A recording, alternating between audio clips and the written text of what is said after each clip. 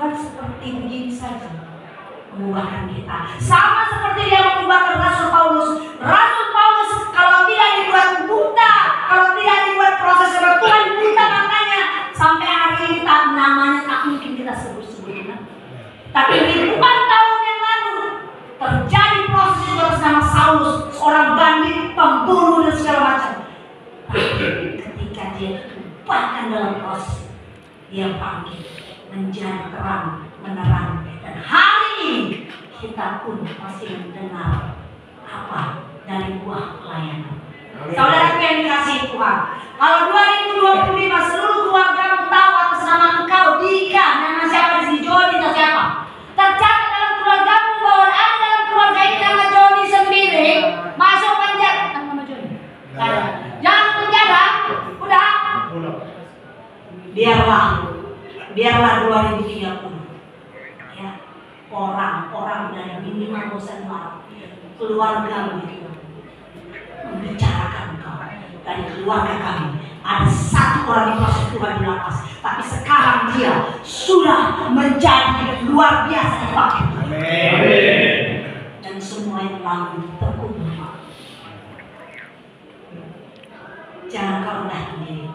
Karena sampai hari ini kau masih izinkan Tuhan ada, karena Tuhan punya proses untuk kehidupan. Amin. Amin. Jadi karena proses itulah, karena seperti lilin itu kita diproses supaya kita dihancurkan, memang menderita, tapi percayalah dalam penderitaan itu Pak, Tuhan gak tinggalkan kalau kita tetap datang sama Dia.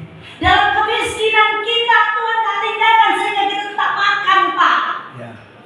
Dalam kesusahan kita gak punya rumah, Tuhan gak pernah tinggalkan, dan tiba-tiba orang akan memberikan kita pertolongan. Di sini aja kau tinggal sebelum.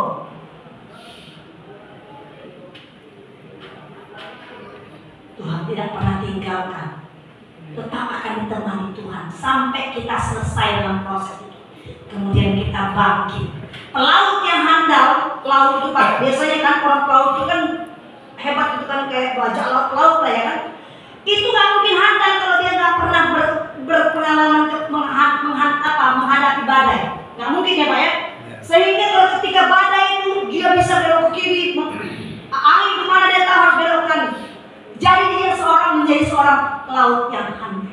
Tak mungkin dia menjadi handal kalau dia tidak pernah mengalami badai-badai itu. Kita pun takkan mungkin kita bisa menjadi orang yang handal dalam menghadapi tipu muslihat iblis itu. Ketika kita sudah tahu pengalaman kita untuk bujuk rayu iblis itu berlaku. Masa kau mau jatuh ke lubang yang sama? Keledai yang bodoh itu tidak akan jatuh 2 kali ke lubang yang sama Pak. Kita bukan keledai, kita anak Tuhan. Kita berharga di mata Tuhan. Seperti lagi tadi, hidupku berharga bagi Tuhan. Amin. 1 kali kita jatuh, tapi kita tak sama Tuhan, dan Tuhan akan memberikan kita hikmat. Jangan anakku. Itu perjebakan salah.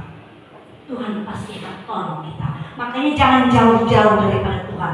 Oleh karena itu diperlukan apa? Kenapa Tuhan supaya izinkan kita mengalami masalah? Supaya proses itu. Yang pertama supaya kita menyadari, oke, ini sebenarnya hal-hal yang tersembunyi. Karena kita nggak tahu apa sebenarnya yang tersembunyi dalam hati.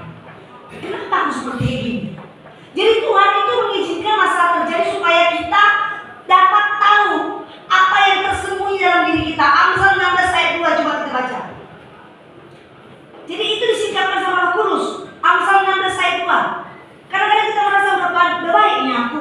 Padahal sebenarnya kenapa kita mengalami masalah? Karena Tuhan mau menyingkapkan semua karakter-karakter kita.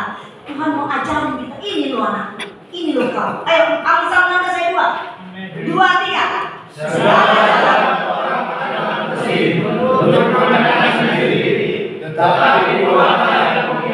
Iya.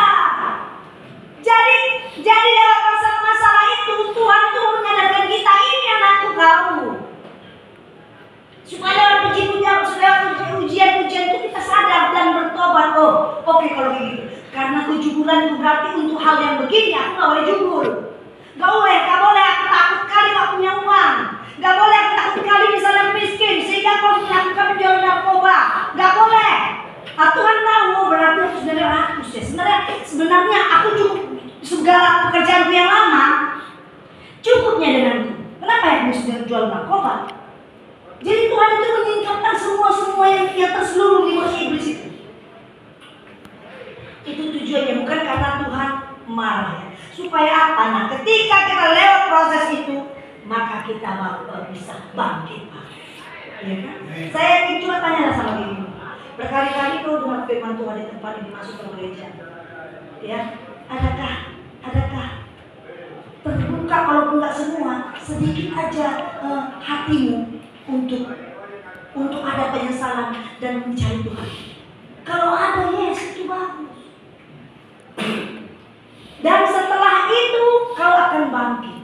Nah, ketika kita bangkit, seperti lilin tadi, setelah dihancurkan dia, setelah dirusakkan, dibakar dia, maka tumbuhlah, semakin teranglah apa itu kan dan sungguhnya apa sinarnya, maka teranglah yang gelap sekeliling kita.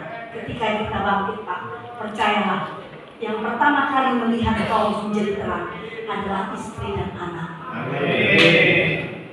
Gak usah ke sekeliling dunia, istri dan anak. Dari cara kau berkata-kata, sedikit ada orang yang setiap keluar membuka mulutnya cakap keluar. Ada juga, ada pernah jumpa. Ada Pak. Ada orang kata apa itu nama? Pokoknya dia membuka mulutnya, kata pembukanya cakap kotor, baru yang lain-lainnya itu misalnya cakap kotor, aku mau makan. Nah itu ada. Ya ada. Aduh, aku capek. Jadi dia kadang-kadang sekarang sudah terbiasa. Dia ngomong sama saya pun yang sudah melayani di tempat itu, pakai cakap kotor dulu baru bilang, Bu, nanti kayak mana Bu? Hah? Saya sampai terkejut-kejut dulu. Sekarang saya sudah terbiasa dengan begitu. Ada itu. Itu aja kerjanya, karena apa? Apa yang keluar dari hati mulut adalah yang dari hati. Ini Pak, ini makanya jaga hati. Apa yang keluar dari mulut itu dari hati? Itu meluap dari hati. Jadi, kalau di sekeliling akan tahu perubahan cara bicara sama istri di telepon. Shalom Ma, apa kabar? Biasanya kalau telepon, oke mana? Belum bawa uang itu. Itu cara bicara Ma. Iya. Tapi, iya kan? Tapi ketika saya proses sama Tuhan, jangan nggak ada gunanya itu sombong atau kalau untuk yang baik rendahkanlah hatimu. Apa susahnya kau berbicara yang baik kalau memang itu menunjukkan terang Tuhan sudah ada padamu. Amin. Enggak menjadi misalnya diejek sama istrimu, loh kok beda kau Pak, kok gaya kali kau pakai salon, kok kayak gitu, kok lembut kali kau sekarang Pak, itu sudah biasa. Ya lama karena Tuhan mengajar saya. Apa susah kau bilang begitu? Harus sombong. Tuhan gak suka loh orang yang tinggi hati. Tuhan suka orang yang lemah lembut hati, apalagi sama istri kita. Jadi kalau misalnya kau telepon istrimu, buat dia tahu bahwa engkau lilin yang sudah diremukkan itu sudah dibakar, sehingga kau menerangi minimal keluargamu. Biasanya kau bicara sama anak laki-lakimu, mengerikan. Makanya dia kerja kau tahu apa bilang sama anak laki. Apa salahnya kau bilang Bang, aman Bang, kayak kawan gua. Aman Bang, jangan mama kita ya Bang. Bapak di sini berjuang, Bapak di sini mencari Tuhan. Susah kau bilang itu, aku mau gengsi. Orang yang gengsi itu kaumnya iblis. Iblis itu penipu, sombong. Jangan menurut iblis. Kalau dia nanti dari sini, kalau mulai habis dari sini keluar kita mau masuk ke kamarmu. Kalau lihat mulut orang yang sombong itu sama semua, nggak main dikit. Udah ketahuan karena rohnya iblis sama semua. Sama dengan roh LGBT. Kalian pernah lihat orang yang homoseksual atau yang lesbian? Sama semua rohnya. Tahu, mukanya sama, gaya-gaya sama. Itu roh iblisnya sama. Sama. Kalau kau peka, saya udah peka yang kayak gitu. Ya tahu. Karena nggak bisa bohong dia. Karena iblis itu 2000 tahun lalu sampai sekarang nggak ada stok barunya. Dia nggak meningkat. Gitu aja. Nggak ada kelas Pak. Gitu aja. Kita lah yang dibuat Tuhan hikmat. Kan kalau kita jago Pak, udah tahu ya. Dari senyum air orang ini kita tahu. Kita tahu karena Tuhan kasih kita hikmat. Kita apa kabar salam mas? Udah tahu, kita udah tahu. Setelah kata-kata 2 menit kemudian pasti ada permintaan. Udah tahu Pak.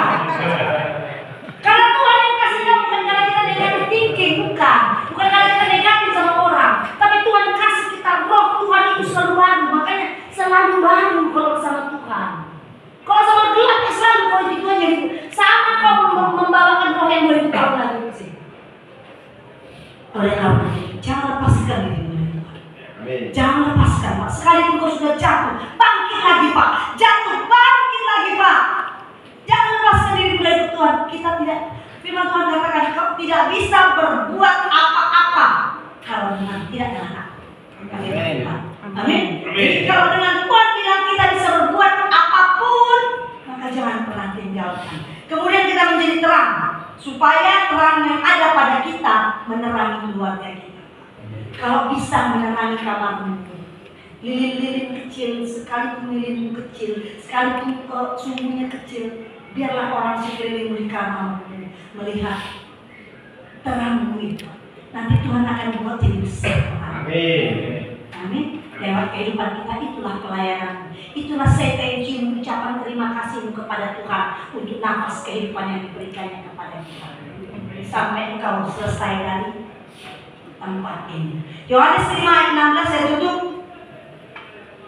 Yohanes 5 ayat 16.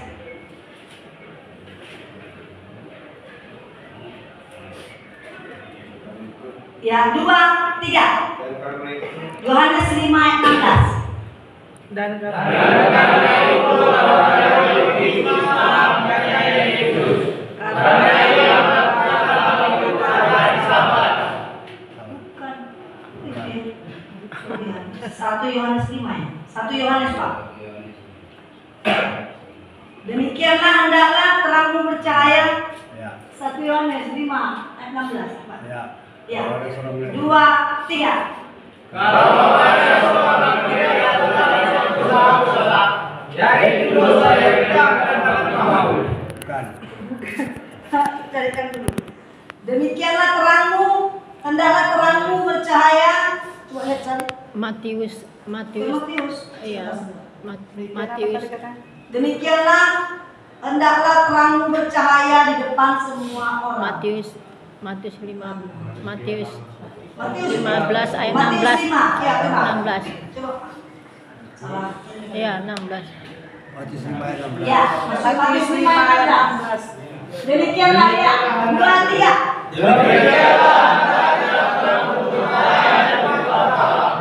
Supaya mereka melihat perbuatanmu yang baik dan mengerjakan apapun yang surga. Amin.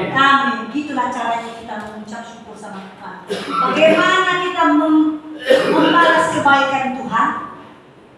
Dengan cara itu Bapak. Ketika orang melihat terang kita, keluarga kita melihat terang kita bercahaya di tengah-tengah yang gelap itu, maka yang dipuji bukan kita, bukan kita, tapi Allah Bapa. Itulah caranya kita berterima kasih lewat hidup kita. Tapi kalau hidup kita membuat sekeliling kita menjadi gelap, itulah caranya kau mencampakkan, menghina, meludahi Allah yang bersuara. Terang Tuhan itu bercahaya atas kita, sehingga nama Tuhan dipermuliakan dalam kehidupan kita. Amin.